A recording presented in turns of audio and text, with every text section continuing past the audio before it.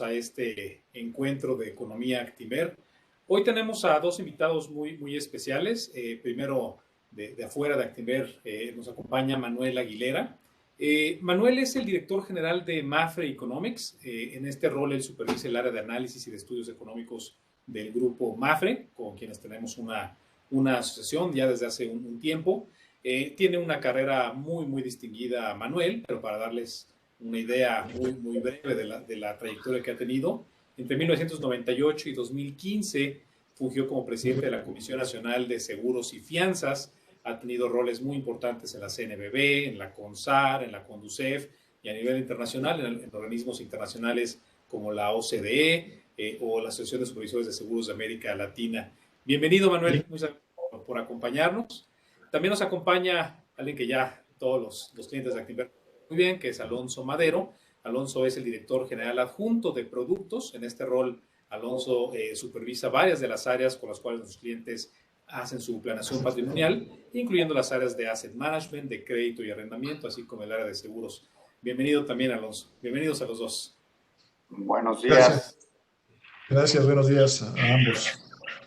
Bueno, ahorita estábamos bromeando de qué íbamos a hablar el día de hoy, porque no había casi nada de noticias, pero claramente hay muchísimas noticias, ¿no? Como ha sido todo este año 2020, en el cual cada que pensamos que los mercados finalmente van a estar tranquilos y que podemos esperar un poquito de respiro por parte de los inversionistas globales, todos aquellos que hayan visto el día de hoy, pues nos despertamos con la noticia, o los que desde ayer nos dimos cuenta tal vez, que Trump se ha contagiado de coronavirus y con eso comienzan políticas muy importantes. Pero antes de pasar tal vez a este tema más coyuntural y lo que podríamos esperar durante el mes de octubre, no sé si podemos empezar contigo, Manuel, dando una breve repasada de qué ha pasado con el COVID-19 durante los últimos meses. Bueno, sí, primero quiero agradecerle a Actinver la invitación. Es un gusto estar contigo, Enrique, y con Alonso en este webinar. Efectivamente, lo que estamos viendo hoy, no solamente en México, sino en todo el mundo, es una situación económica absolutamente, yo la llamo una anomalía, una gran anomalía económica.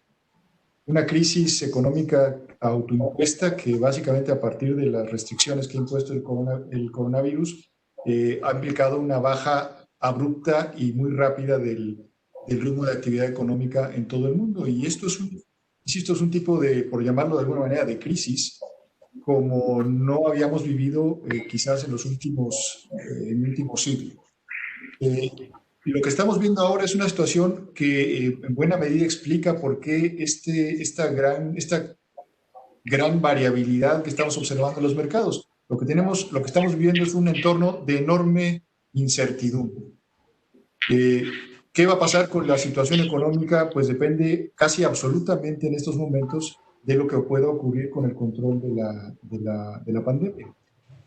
Cuando uno analiza, por ejemplo, los datos de comportamiento de actividad económica a nivel global o prácticamente en cualquier país, hay una clarísima correlación con los índices de restricción económica impuestos por la pandemia. Incluso, si me permiten compartir con ustedes alguna lámina que pueda ayudar un poco a ejemplificar esto, quizás pueda ser más sencillo para todos ver esta relación.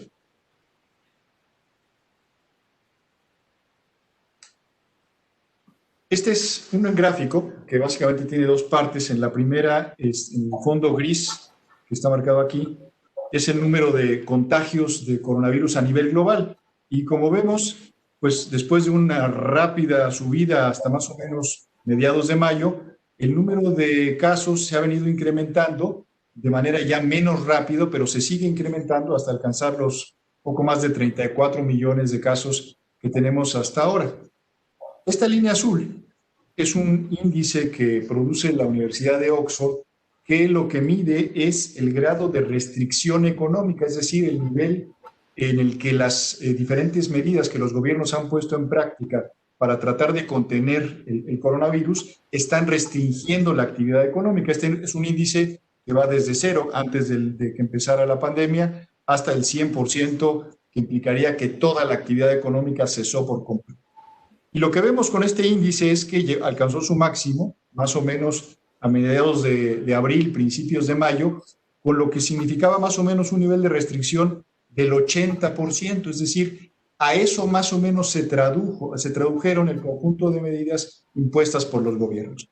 Y a partir de entonces, lo que observamos es una tendencia decreciente de estas restricciones que aún siguen siendo relativamente altas, un 52,3%. Si analizamos, por un lado, los mercados desarrollados y por otro, los mercados emergentes, del lado izquierdo de la lámina están los mercados desarrollados, del lado derecho están los mercados emergentes, vemos patrones más o menos similares. Quizás lo interesante en el caso de los mercados desarrollados es que a partir de julio se intentó controlar o detener el proceso de reducción de las restricciones económicas para tratar de reactivar la economía. Sin embargo, como vemos aquí, a partir de principios de septiembre, nuevamente se ha intentado eliminar estas restricciones para activar la economía. Y esto se traduce, con esto termino esta introducción, Enrique, en cómo se ve ya el comportamiento de la actividad económica. Estos son los PMIs hasta agosto a nivel global. Vemos cómo en mayo alcanzaron su nivel más bajo con una contracción de casi 30 puntos. Y después, a partir de que se eliminaron las restricciones, nuevamente el proceso de reactivación económica. Estos datos, insisto, son interesantes porque básicamente lo que nos dicen es, o lo que nos anticipan, es que cómo se va a comportar la actividad económica en función de que se vayan eliminando las restricciones al coronavirus. Muchas gracias, Manuel. Antes de pasar la palabra a Alonso, recordarles a todos los que están acompañándonos el día de hoy que estamos recibiendo sus preguntas, tenemos el chat abierto, ya nos están llegando las primeras, pero durante toda la conferencia, las cosas que ustedes nos quieran mandar, con mucho gusto las vamos respondiendo. Entonces, en este contexto, tal vez, Alonso, te podría preguntar cómo has vivido, sobre todo en las últimas semanas, a los mercados financieros globales.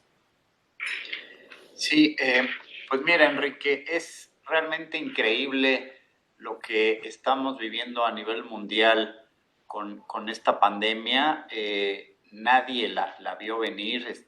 Yo me acuerdo que por ahí de febrero oíamos en las noticias que había ahí un virus en China, en una ciudad que seguramente la mayoría de nosotros nunca había oído que ni existía, y la velocidad con la que se esparció fue realmente impresionante, y yo siento que los mercados se confiaron al principio, en donde pues se pensó que primero los chinos iban a controlar este virus y que en el peor de los casos pues posiblemente iba a ser un virus como el que vivimos aquí en México, el H1N1, y que no iba a pasar a mayor complicación.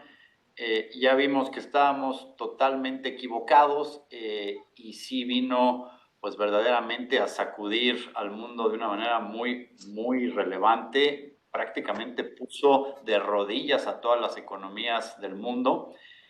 Ya que entramos al tema de que estamos metidos en la pandemia, inmediatamente muchos economistas y estrategas empezaron a cuestionarse si íbamos a ver una recuperación en V, o si iba a ser en W, o si iba a ser en L, o de plano si iba a ser la palomita de una marca de tenis deportivos. Y hemos estado básicamente estos meses pues tratando de descifrar qué va a pasar hacia adelante y qué tipo de recuperación vamos a ver.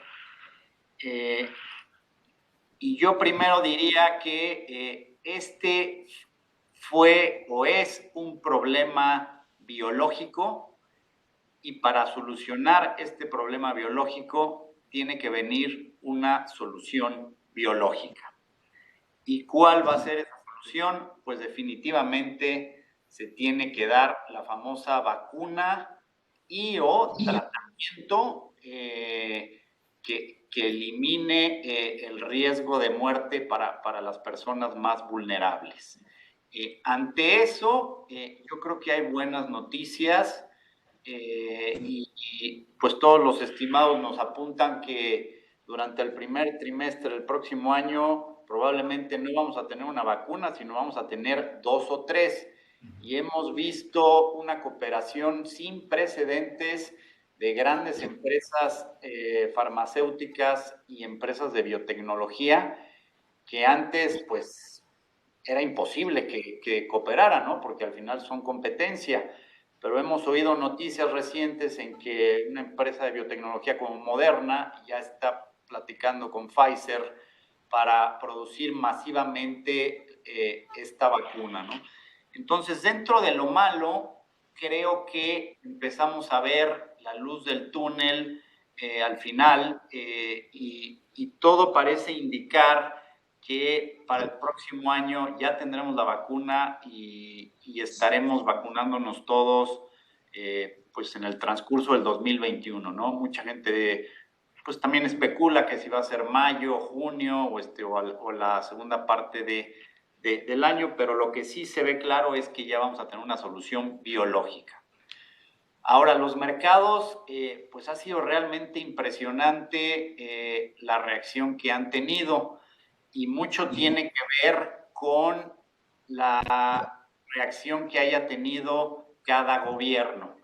Y creo que la más clara y la más contundente fue la reacción de los Estados Unidos, en donde no solo bajaron las tasas al 0% nuevamente, sino que lanzaron una serie de estímulos monetarios y fiscales que pues ya vamos, corrígeme, estoy mal, Enrique, ya vamos por arriba de los 4 trillones de dólares.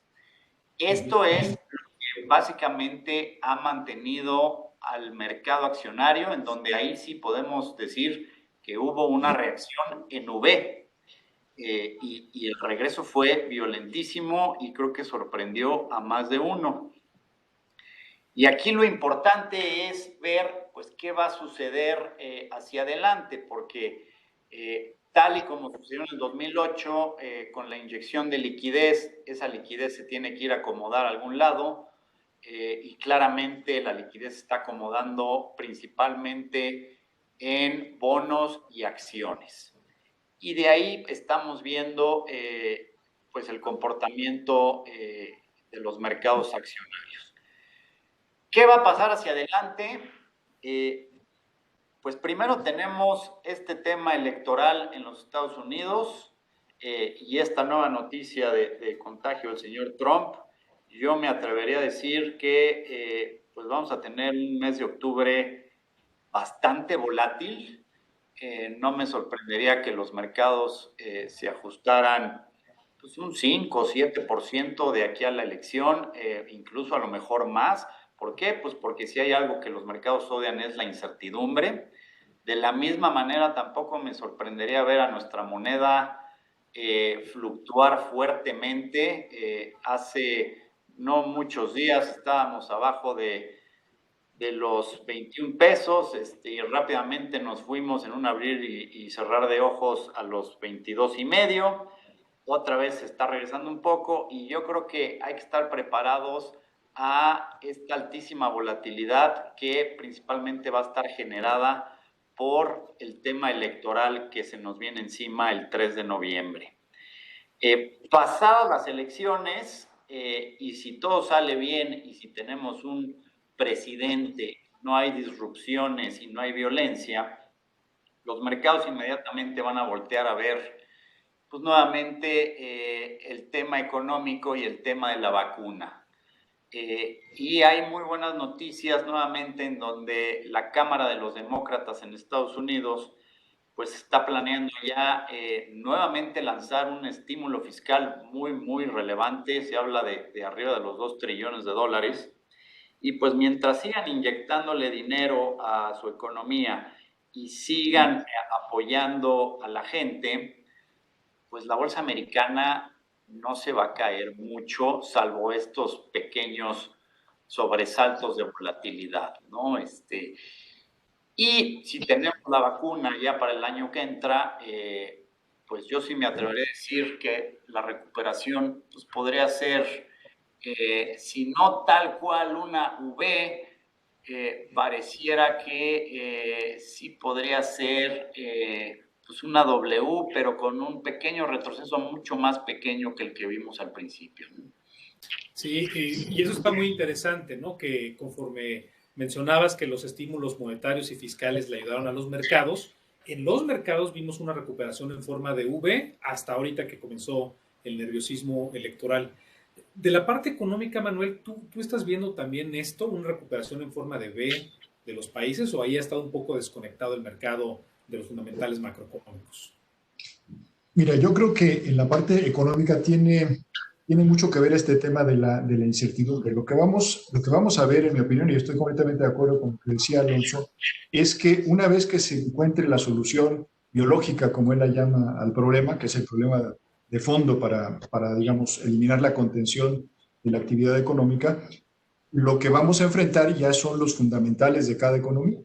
Las economías que estén mejor preparadas van a tener una recuperación más rápida, más ágil, y aquellas que no lo estén van a tener una recuperación bastante más complicada.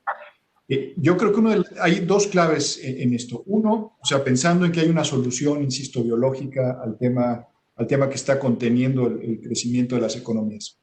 Una, que tiene que ver con este conjunto de estímulos de los que también hablaba Alonso hace un momento, que algunos países pusieron en práctica y que van a evitar un proceso de destrucción mayor de la planta productiva de los países. El caso de Estados Unidos es un caso notable, sin duda. Los apoyos pues, representan casi el 15% del Producto Interno Bruto, pero hay países como Alemania, por ejemplo, donde el conjunto de apoyos representan casi el 50% del Producto Interno Bruto. Si comparamos esto con economías emergentes donde estos apoyos pues oscilan entre el 1 o el 2% del PIB, pues ya podemos pensar que cuando se solucione el tema biológico, lo que vamos a encontrar es, por un lado, economías que lograron mantener la red empresarial, la estructura productiva, y otras economías que no fueron tan exitosas en ello. Y eso va a pasar factura. Entonces, yo sí creo que una vez que se dé esta recuperación más o menos rápida, una vez que se solucione el tema biológico, el resto de la ruta de crecimiento de las economías va a tener mucho más que ver con los temas fundamentales de qué tanto lograron evitar la destrucción de la planta productiva en cada uno de los países.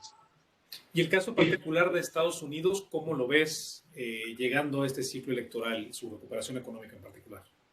Bueno, el caso de Estados Unidos conocemos bien, ahora es un caso, digamos, estamos en la situación extrema de volatilidad, pero usualmente cuando acercan las elecciones y los candidatos están más o menos cerca, digamos, la elección es competida, siempre hay un periodo de incertidumbre que se supera una vez pasada la elección. Yo creo que estamos viviendo básicamente lo mismo. Lo que vamos a ver después, en el caso americano, es yo creo que el caso positivo de los que yo planteaba ahora. Todo el esfuerzo fiscal y el esfuerzo monetario que se ha venido desplegando, pues rendirá sus frutos, ¿no? Ya una vez pasada la inestabilidad derivada de la elección, yo creo que la economía americana retomará su ritmo de crecimiento. Nosotros estamos estimando que entre un 2 o 3% de crecimiento real a partir de 2021, lo que para todos los socios comerciales de Estados Unidos, entre ellos quienes estamos ahora en el TEMEC, será una buena noticia, será, digamos, un factor que podrá jalar a las economías ligadas a la economía norteamericana. Bueno, estás bastante optimista de Estados Unidos, me da gusto porque ahorita vamos a hablar del caso mexicano, pero es uno de los canales principales de recuperación que vamos a tener, ¿no? Tanto las remesas como nuestro sector exportador. Pero antes de dejar Estados Unidos, ¿no? Que es el tema más interesante, creo yo, el día de hoy. ¿Cómo estás viendo tú, Alonso, este ciclo electoral? ¿Cómo has visto a Trump, a Biden, el debate? ¿Cómo ves este ajuste en los mercados? En fin, ¿qué estás viendo? Pues mira, Enrique, yo creo que también es una campaña que jamás el mundo había visto antes. Si ya nos tenía acostumbrados el señor Trump a una serie de escándalos y noticias, y siempre estar en los encabezados de la prensa, no necesariamente por buenas acciones. Esta campaña y concretamente el debate que se dio el pasado martes es realmente increíble a lo que se ha llegado, ¿no? Incluso ya hay algunos analistas políticos en donde empiezan a cuestionar que si está en peligro la democracia en los Estados Unidos, ¿no? Concretamente en el debate se le dio la oportunidad al señor Trump un par de veces de desligarse de grupos supremacistas blancos, y lejos de desligarse, tal parece que les mandó un mensaje en clave de que estuvieran atentos a sus instrucciones, como fintando que si la elección no le favorece, pues está dispuesto a incluso generar disturbios y violencia, ¿no? Esto debe ser tomado con mucha seriedad. Desde mi punto de vista, yo siento que el pueblo americano en su mayoría ya está cansado de tanto circo, por así llamarlo, y esto lo está demostrando las encuestas, ¿no? Y mi expectativa es que el señor Biden va a ganar con una enorme facilidad. El único gran riesgo que se está comentando es que debido a la pandemia, una enorme cantidad de personas, por miedo a salir a votar y contagiarse, lo va a hacer a través de el correo.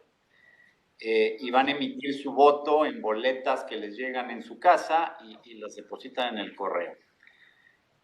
No es casualidad que el señor Trump ha estado atacando el sistema del correo y ha estado sembrando la duda de que la elección va a ser un fraude si se confía en el correo, y hay que analizar con mucho cuidado sus palabras cada vez que habla de esto.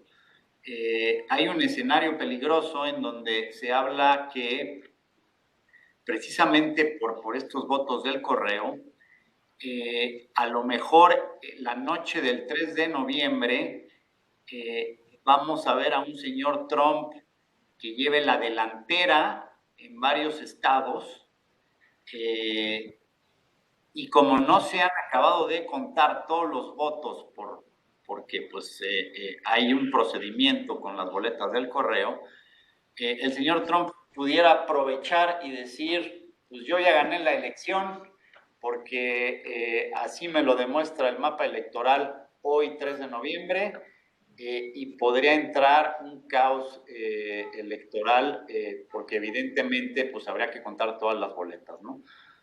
No sé si les suene familiar esto, pero ahora estamos hablando de los Estados Unidos de América, ¿no? Y he ahí los nuevos tiempos que estamos hablando.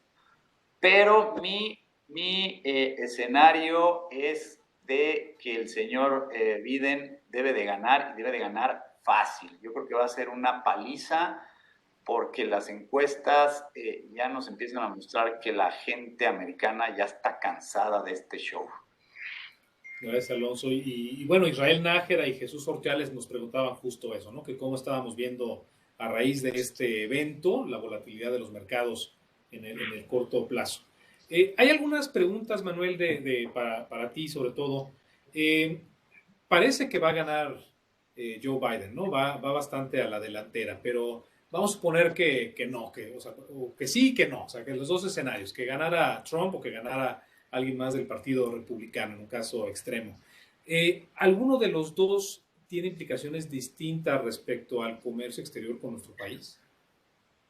Mira, yo creo que esto lo podemos ver en dos dimensiones. Una, estrictamente en la cuestión comercial, donde yo creo que el principal tema, digamos, de riesgo para México, que es la vinculación a través del Tratado de Libre Comercio, está resuelta, ¿no? Y está resuelta en buena medida por la intervención de los demócratas, es decir, el TEMEC difícilmente se puede ver como un logro solamente del presidente de la administración Trump, es más un logro conjunto de ambos partidos, ¿no? Sobre todo en la medida que hubo que incorporar una serie de nuevos aspectos relacionados con cuestiones laborales que fueron impulsadas precisamente por el Partido Demócrata. Entonces, yo creo que la pertenencia o el sentido de pertenencia respecto al TEMEC en los Estados Unidos no es una cuestión que vaya a generar un riesgo si ganan los demócratas, como sí ocurrió en su momento cuando ganó Clinton la elección y estaba recién firmado el Tratado de Libre Comercio con México y Canadá. Entonces yo creo que por el lado comercial no debiera haber una gran diferencia si gana uno u otro candidato. Desde el punto de vista, pues esta sería la segunda perspectiva que yo plantearía, desde el punto de vista del funcionamiento de la economía global, que finalmente para una economía tan abierta como la mexicana es un aspecto sumamente importante, yo creo que sí habría una diferencia si los demócratas lograran ganar la elección, porque hay que recordar que toda esta gran tensión internacional en materia de comercio ha sido encabezada por la administración Trump. La postura tan beligerante con China, con la Organización Mundial de Comercio, son temas que yo creo que una administración que asuma nuevamente el liderazgo de Estados Unidos a nivel global podría limar y generar un ambiente económico general más favorable para todos los países y, por supuesto, para México. Y a lo mejor, Alonso, te paso una pregunta. Este ciclo electoral en Estados Unidos, que como dice Manuel, tal vez no representa, bueno, para nada representa el mismo nivel de riesgo que tuvimos hace 4 años, cuando justamente el enfoque de la campaña de Trump era en contra de este Tratado de Libre Comercio. Pero a pesar de que el riesgo es mucho mejor en esta ocasión, ¿crees que debamos esperar ahora en los mercados mexicanos volatilidad por las elecciones de Estados Unidos? Yo creo que ya está todo en los precios, hablando de los mercados mexicanos. Acuérdense que los mercados siempre se adelantan en promedio 6 meses. Definitivamente al mercado mexicano, por increíble que parezca, le convendría una victoria del señor Trump. ¿Por qué? Pues por la relación ya que se ha logrado entre el presidente Trump y el presidente López Obrador. Pero como bien lo dice Manuel, si gana Joe Biden, pues es una persona muy pragmática y yo creo que rápidamente tomarían cartas en el asunto nuestras autoridades para hacer contacto y para restablecer una buena relación. Aquí lo importante, más que la elección americana, es pues el mensaje que se esté mandando de nuestro gobierno hacia la inversión privada, tanto nacional como extranjera. Si hubiera una señal en donde se invitara a dicha inversión y se pusieran las reglas claras y hubiera el compromiso de que esas reglas ya no cambiarían, rápidamente podríamos ver a la Bolsa Mexicana de Valores por arriba de los 40,000 puntos y al tipo de cambio pues caerse pues otra vez abajo de los 20 pesos, ¿no? No sé si vaya a haber la voluntad política para hacer esto, pero de que lo pueden hacer sería muy fácil. Pero estamos al día de hoy entrampados en una nube de incertidumbre en donde el inversionista en general pues sigue tratando de descifrar hacia dónde va este gobierno y qué es lo que quiere y cuáles son las reglas del juego, ¿no? Sí, y esa pues es una muy buena entrada para ti, Manuel. ¿Cómo ves a México en este momento? ¿Cómo ves los temas de inversión, de Estado de Derecho, de crecimiento, de empleo? ¿Qué números traes para este año y el próximo?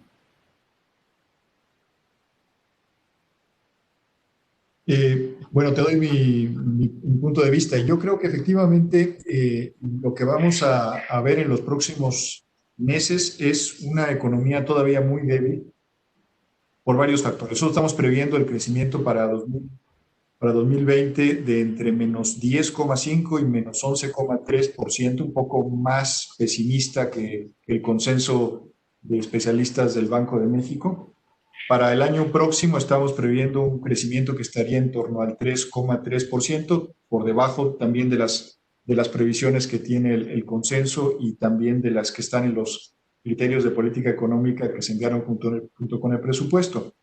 Independientemente de los números, que pueden ser un poco más altos o más bajos, yo creo que hay varios factores que van a pesar sobre la economía mexicana. Digamos, desde el punto de vista positivo, está el TEMEC, que de alguna manera clarificó el escenario de las relaciones comerciales más importantes de México. Por el lado negativo, y ya lo señalaba muy bien Alonso, está la falta de definición de este gobierno respecto de cuál quiere que sea el papel de la inversión privada en el crecimiento de la economía.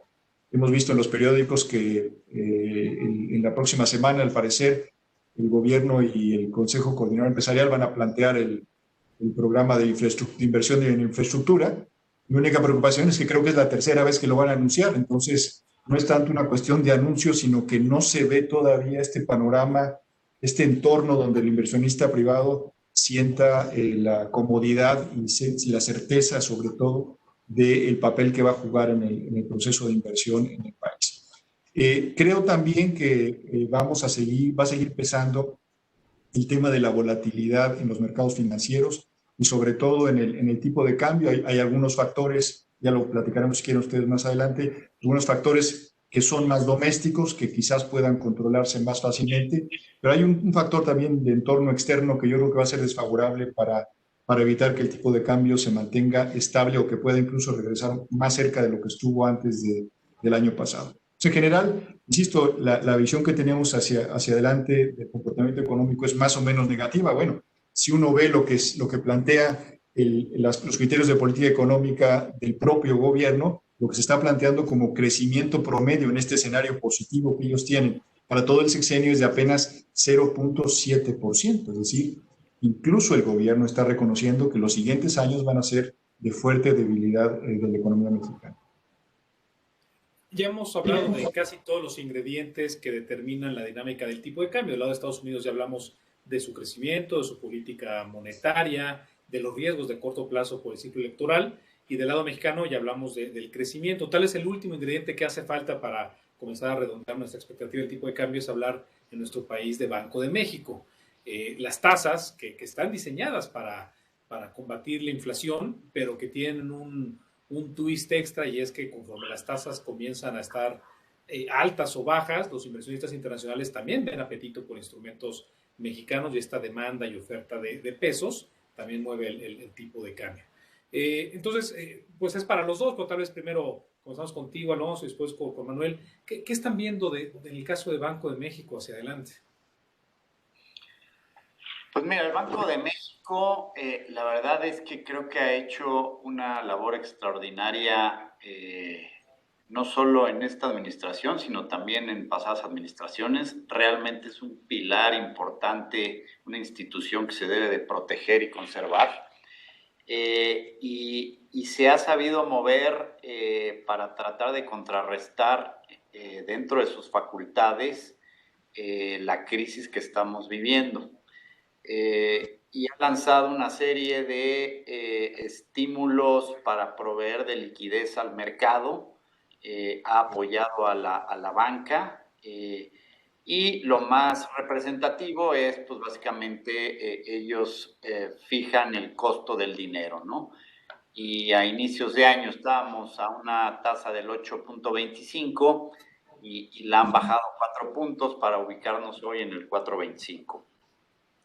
Quizá tengan espacio para bajarla una vez más y quedarnos con una tasa de fondeo al 4%, que pues para nosotros nos parecería una tasa baja, ¿no? Para los ahorradores e inversionistas. Pero la realidad es que para un inversionista extranjero que está en Estados Unidos o un europeo, pues son tasas realmente muy atractivas. Por darles un ejemplo, el bono a 10 años gubernamental en Estados Unidos, pues anda rondando por ahí el 0.6%. Eso es lo que te paga invertir en un bono del Tesoro americano a 10 años, 0.6. Si tú te vienes a México, pues esa tasa pues rondaba, la última vez que la vi, estaba por ahí del 5.8%. Entonces, pues sí es un diferencial realmente muy atractivo, en donde un inversionista pues tiene que voltear a ver a México. Entonces, constantemente recibimos nosotros preguntas de, es que ¿cómo puede ser posible que el tipo de cambio se esté apreciando en todo lo que está pasando en nuestro país? Y la realidad es que en un mundo globalizado, pues el que tiene más dinero es el que manda. Y aún y cuando hay mexicanos que efectivamente sí están retirando parte de sus ahorros hacia otros países, el flujo que entra de los grandes fondos de inversión buscando esas tasas de rendimiento, pues más que superan la posible salida que tuviéramos aquí, ¿no? Y por eso de repente vemos que nuestro tipo de cambio se empieza a apreciar y se empieza a apreciar fuerte. Son los famosos capitales golondrinos que tanto daño nos hicieron en los 80s y 90s, ¿no? Hay que tener mucho cuidado de no asustarlos, pero por el momento dichos capitales golondrinos están cómodos. ¿Por qué? Pues porque ellos ven dos cosas. Uno, lo comentamos, ¿qué tasa de interés me vas a pagar? Y dos, ¿cómo están tus finanzas públicas y qué tan cómodo yo me siento de que sí me vas a regresar mi dinero? Y hasta el momento, pues las finanzas públicas de México siguen dando certidumbre de que aún somos un país sujeto de inversión. ¿Tú cómo ves, Manuela? Banco de México, ¿lo ves también en ese tenor? Sí, bueno, sí, en general coincido con lo que dice Alonso. Yo quiero mostrarles un gráfico para añadir algo a la discusión que estamos teniendo, precisamente sobre esto. Aquí está el gráfico de lo que ya comentaba Alonso sobre cómo desde una tasa de 8.25 en el último año, el Banco de México ha bajado hasta 4.25. Efectivamente, yo coincido en que el Banco de México ha hecho una labor extraordinaria en términos de manejo de política monetaria para dotar de liquidez al mercado y tratar al mismo tiempo, aunque no es su mandato, de generar algún estímulo para la actividad económica. Sin embargo, la política monetaria tiene sus límites. O sea, la política monetaria no es el instrumento único y a veces ni el idóneo para lograr una reactivación económica en general. Y yo creo que la política monetaria del Banco de México está ya llegando a su... Este 4.25 de costo del dinero hay que compararlo con el comportamiento de la inflación, que es la gráfica que tenemos a la derecha. En la última medición, la inflación ya está arriba del 4%. Esto quiere decir que la tasa de interés real en México pues ya está más o menos en 0.25. También hay que tomar en consideración que si efectivamente México sigue siendo un mercado emergente atractivo para los flujos de capital, pero eso también tiene un límite que está determinado, como señalaba Alonso, por la comodidad que sientan los inversionistas respecto de los fundamentales de la economía, pero también, por supuesto, por un tema estrictamente financiero, es decir, de rentabilidad de la inversión. Y si a este 4.25 o 5 y algo que puedan dar los bonos gubernamentales se le resta, como lo hacen los inversionistas, el costo de la cobertura para protegerse contra los cambios, los movimientos en el tipo de cambio, porque finalmente ellos lo que esperan es llevarse no pesos, ellos esperan llevarse dólares, y si la relación peso-dólar va cambiando, pues la rentabilidad para el inversionista también se ve afectada. Y en un entorno, y esto es mi punto, en un entorno de volatilidad del tipo de cambio, los costos de esas coberturas aumentan, lo que va reduciendo también el atractivo de la inversión en México. Voy a terminar mostrándoles esta gráfica que para mí es sumamente interesante y es muy explicativa de este fenómeno de volatilidad que tenemos y de cómo estamos un poco a expensas del comportamiento de los flujos de cartera o los flujos de capital, estos capitales golondrinos que señalaba hace un momento Alonso, y para ver un poco la magnitud de este factor en estos momentos. Este gráfico, que está actualizado con datos al viernes pasado, lo que muestra es los flujos positivos o negativos de entrada o salida de capitales en los mercados emergentes en 3 crisis económicas. Esta línea azul es la crisis de la volatilidad china de 2015, en donde la salida de capitales de mercados emergentes alcanzó más o menos su punto más fuerte, unos 30,000 millones de dólares en el día 180 de la crisis. Esta línea rosa es la crisis financiera de 2008-2009 y vemos que en su momento más álgido, la salida de capitales de mercados emergentes alcanzó 50,000 millones de dólares. Y esta línea roja es la crisis del COVID y su desarrollo actual. Y vemos que en estos momentos implica una salida de capitales de casi 100,000 millones de dólares. Esos son los flujos que han salido, no de México, insisto, de mercados emergentes, buscando la seguridad de las economías desarrolladas, independientemente del de la baja de tipos de interés que hay en estos mercados, es decir, sacrificando incluso rendimiento por seguridad. En el caso de México, uno puede inferir que esta salida de capitales no ha sido tan fuerte y por lo tanto el tipo de cambio no se ha depreciado tanto. Pero insisto, aquí estamos ante un factor absolutamente volátil en el que una mala decisión económica del país, una mala decisión en materia de política fiscal, un deterioro de las finanzas públicas o un mal manejo de política monetaria pueden implicar que estos flujos nos afecten con esta velocidad que acabo de demostrar. Hemos hablado de diferentes fuerzas que han impactado al tipo de cambio, que por cierto, el tipo de cambio no es solamente el peso, es el peso contra el dólar. Entonces importa para dónde va el peso y para dónde va el dólar, y en el neto ese es el tipo de cambio. Pero hemos hablado en Estados Unidos de fuerzas que han fortalecido al dólar, como por ejemplo las elecciones mismas, que la gente busca refugio seguro o el crecimiento alto. También fuerzas en Estados Unidos que han debilitado al dólar, por ejemplo su política monetaria. Y en el caso mexicano algo parecido, la tasa real relativamente alta fortalece al peso, pero también el crecimiento bajo lo debilita. Entonces hay que poner todo esto en una licuadora y ver el peso para cómo le ha ido y hacia dónde va. Entonces, con todos estos ingredientes que hemos platicado, ¿qué piensan para el tipo de cambio, para el peso en particular? De corto, de mediano, de largo plazo, lo que ustedes quieran decir. Otra vez vamos a empezar contigo, Manuel. ¿Cómo ves el tipo de cambio ahora sí? Bueno, mira, nosotros estamos viendo, por lo menos para este año, y si no ocurre ningún evento coyuntural importante, el tipo de cambio va a seguir oscilando con relativa volatilidad en torno a los 22.50. Eso es lo que vemos más o menos para 2020. Hacia adelante, otra vez me tomo como parámetro lo que está en los principios de política económica del presupuesto. El gobierno lo está viendo en 22.50 durante los siguientes 3 años.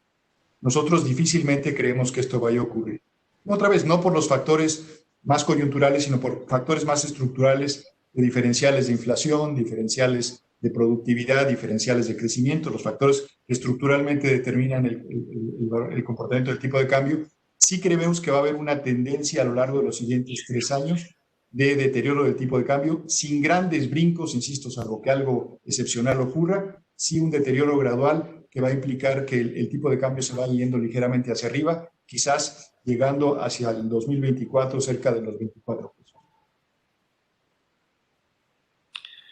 Bueno, pues yo comentaría, primero que nada, que hay un estudio muy interesante de un profesor de la Universidad de Pensilvania, en donde demuestra claramente que la moneda débil nunca regresa.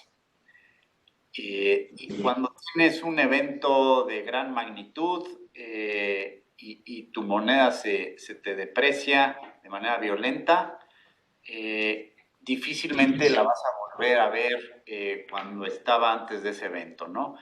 Y ya lo vivimos en la crisis del 94, ya lo vimos en el 2008, y ahora en este 2020, cuando antes de que estallara la pandemia andábamos abajo de 19 pesos, pues tristemente yo no creo volver a ver a nuestra moneda abajo de 19 pesos. Ahora, hay un tema coyuntural muy importante que no hay que perder de vista. Y eso es, y tú lo mencionaste brevemente, Enrique, la debilidad del dólar contra todas las monedas. Y siempre es importante analizar la historia. Y en el 2008, cuando estalló la crisis financiera hipotecaria, en donde los Estados Unidos también dejaron su tasa en 0% durante muchos años, tuvimos un muy largo periodo de gran estabilidad e incluso apreciación del peso contra el dólar, hasta que la Reserva Federal de los Estados Unidos nos anunció que ya iba a empezar a subir las tasas de interés. Ahora, no me sorprendería que volviera a suceder esto. Ya la Fed nos dijo que pues por lo menos va a dejar las tasas en 0% hasta el 2023. Entonces, sí podríamos ver un movimiento global en donde veamos al dólar debilitarse. Pero hay una gran diferencia esta vez a lo que pasó en el 2008. Y cuando ha habido grandes crisis como la del 94, la del 2001 del Internet y la del 2008, generalmente las economías caen, pero al año siguiente tienen un rebote de casi la misma magnitud. Y desgraciadamente para México el 2021 no va a ser el caso. Y ya Manuel nos dio su predicción, ¿no? Este año vamos a caer pues, entre el 10 y el 11%, y el año que entra, si bien nos va, pues vamos a crecer entre el 3 y 4%. Entonces, pues sí nos queda de ver 6 puntos que no vamos a recuperar. Hecho que sí se dio en pasadas crisis, caíamos 5 o 7% y al año siguiente repuntábamos casi en la misma magnitud. Debido a que no va a haber crecimiento económico, yo me inclino a pensar que esto tiene que pegarle al tipo de cambio. Y aun y cuando el dólar y las tasas de interés en Estados Unidos se mantengan en 0%, coincido con Manuel, nuestro tipo de cambio debe de empezar a tender a depreciarse, no violentamente, pero sí con una tendencia de depreciación. Históricamente, en promedio, el peso se deprecia 5% al año, entonces pues me parece pues, una cifra razonable para estimarla. Y sobre todo, si consideramos el peligro de que el año que entra pudiéramos perder el grado de inversión a nivel soberano, ¿no? Entonces, yo sí recomendaría ir acumulando dólares sobre niveles de 21.5 para abajo. Sí, de acuerdo con todo esto. Ya se nos está acabando el tiempo, vamos a tener que comenzar a cerrar la discusión del día de hoy, pero me parece que en general las conclusiones han sido que este año 2020, o sea, no ha terminado, ¿no? No ha terminado, y todavía la volatilidad que hemos estado observando en las últimas semanas, pues parece que con el ciclo electoral de Estados Unidos va a continuar aquí un ratito más, y que a largo plazo, pues el crecimiento de México pinta para estar débil, el dólar va a estar débil. Pero en toda esta crisis hay algo positivo, tanto de la parte económica como de la parte financiera, que podamos destacar. Tal vez comenzamos contigo, Alonso. ¿Qué oportunidades salen en este tipo de entornos? Mira, en todas las crisis siempre hay oportunidades y siempre hay ganadores y perdedores. Y si lo vemos a nivel mundial, creo que es clarísimo que los grandes ganadores son las grandes empresas tecnológicas. Pienso que se va a empezar a acelerar más el tema de digitalización y la famosa economía digital. Para México, pues también va a haber industrias ganadoras y perdedoras. Todas aquellas ligadas al TEMEC, pues podrían salir bien libradas. Y las que están muy ligadas al consumo, pues todavía van a estar sufriendo, y no me sorprendería empezar a oír mayores malas noticias. Y creo también que una gran oportunidad que se nos puede presentar es pues el tema electoral para mediados del año que entra. Creo que fue una sacudida brutal la que sufrió el país, y le ha costado al presente gobierno pues todo su plan y todo su esquema que traía, ¿no? Entonces, va a ser una oportunidad para todos los mexicanos el evaluar si va el país por la ruta correcta o no. Y creo que va a ser una elección sumamente importante en que debemos de participar todos. Y pues básicamente es muy prematuro todavía a darte una conclusión de qué va a pasar al final, porque existe todavía mucha incertidumbre. Lo que a mí sí me empieza a dar confianza es que sí veo la solución biológica ya en el corto plazo, ¿no? De acuerdo. Y Manuel, pues la misma pregunta, ¿hay alguna oportunidad en este entorno? No, yo coincido mucho con lo que ha dicho Alonso. Efectivamente, creo que uno de los saldos positivos que ha tenido para las economías del mundo esta enorme supresión de actividad económica es el fortalecimiento de la economía digital. que desde el punto de vista de la elevación de la productividad, pues puede ser un factor que sea un game changer, ¿no? Porque si recordamos prácticamente en todas las economías del mundo, el gran lastre que impedía pues, que la economía global se desarrollara más rápidamente era un problema de un estancamiento en los niveles de productividad. Eso es un problema, digamos, casi secular. De hecho, había economistas que hablaban ya sobre el estancamiento secular bajo la base de la imposibilidad de encontrar factores que pudieran elevar la productividad. Creo que este es el factor que puede hacer que las cosas cambien hacia adelante y dependerá mucho de la capacidad que tengan los gobiernos para implementar políticas públicas que estimulen en sus economías esta economía digital que va no solamente desde la utilización de estos instrumentos informáticos, en fin, sino también de la creación de la infraestructura necesaria para que esto ocurra, ¿no? Aquellos países que logren hacerlo, yo creo que estarán a la cabeza cuando la solución biológica nos haya alcanzado y hayan, digamos, entre comillas, normalizado. Para México, también, pues coincido mucho con lo que dice Alonso en el sentido de que hay algunas actividades que se verán menos afectadas que otras. Efectivamente, todas las vinculadas al comercio exterior, especialmente en el TEMEC, no deberán sufrir mayormente. Y sí, las vinculadas a los servicios de entretenimiento, alojamiento, turismo, todo lo que implica interacción social, pues han estado sufriendo, van a seguir sufriendo por lo menos hasta que la solución biológica ocurra y no será en menos de 6 o 7 meses. Y habrá que ver cuál es el resultado en términos de subsistencia de planta productiva en este sector. Muchas gracias. Pues ya para terminar, a todos los que están conectados el día de hoy, agradecerles mucho que nos hayan acompañado esta mañana. Como ven, hay muchísimos temas económicos y financieros sumamente relevantes. Podríamos estar aquí todo el día platicando de estos temas.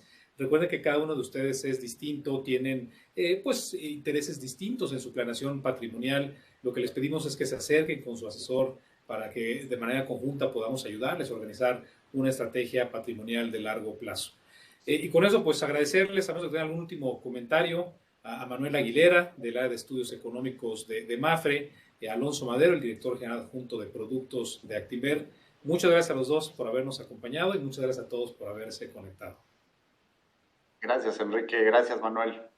Gracias a ustedes, Alonso. Gracias, Enrique, por la invitación. Gracias a todos. Un buen día y buen fin de semana.